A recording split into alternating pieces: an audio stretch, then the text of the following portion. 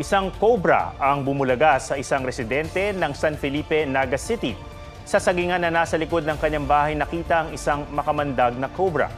Na-rescue na ng City Environment Office ng Naga ang cobra at itinurn over sa DNR sa Camarines Sur.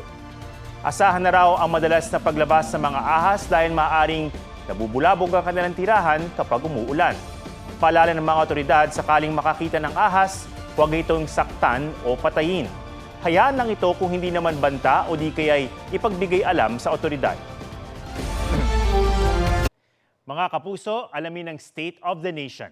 Mag-subscribe sa GMA Integrated News sa YouTube.